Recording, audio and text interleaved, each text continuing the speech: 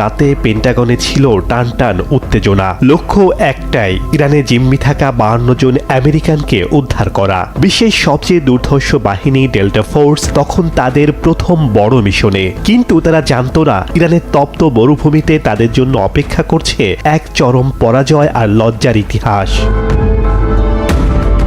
মিশনের নাম ছিল অপারেশন ইগল ক্লো। পরিকল্পনা ছিল নিখুঁত। 8টি হেলিকপ্টার আর বিশাল বিশাল C-130 পরিবহন বিমান নিয়ে ডেল্টা ফোর্সের সদস্যরা নামবে ইরানের নির্জন মরুভূমিতে, যার কোড নাম দেয়া হয়েছিল ডেজার্ট 1। কিন্তু অপারেশন শুরুর কয়েক ঘন্টার মধ্যেই প্রকৃতি যেন বেঁকে বসল।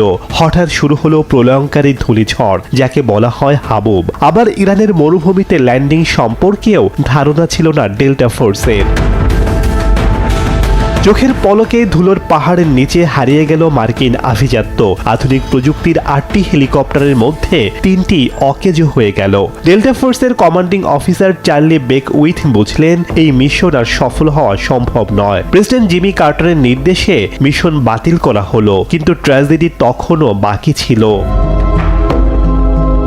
ফিরে আসার ঠিক আগ মুহূর্তে একটি হেলিকপ্টার নিয়ন্ত্রণ হারিয়ে আঘাত করল জ্বালানি ভর্তি একটি C-130 বিমানকে। মুহূর্তের মধ্যে মরুভূমির বুক চিরে আকাশ সমান লেলিহান শিখা। সেই আগুনে পুড়ে ছাই হয়ে গেল 8 জন মার্কিন সেনা। কোনো যুদ্ধ নয়, কোনো গুলি বিনিময় নয়, শুধুমাত্র যান্ত্রিক ত্রুটি আর প্রকৃতির কাছে হার মেনে বিশ্বের সবচেয়ে শক্তিশালী সেনাবাহিনী মাথা নিচু করে ফিরল।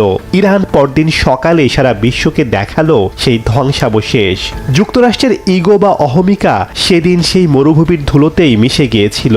এই ব্যর্থতা বদলে দিয়েছিল মার্কিন সামরিক ইতিহাসের গতিপথ।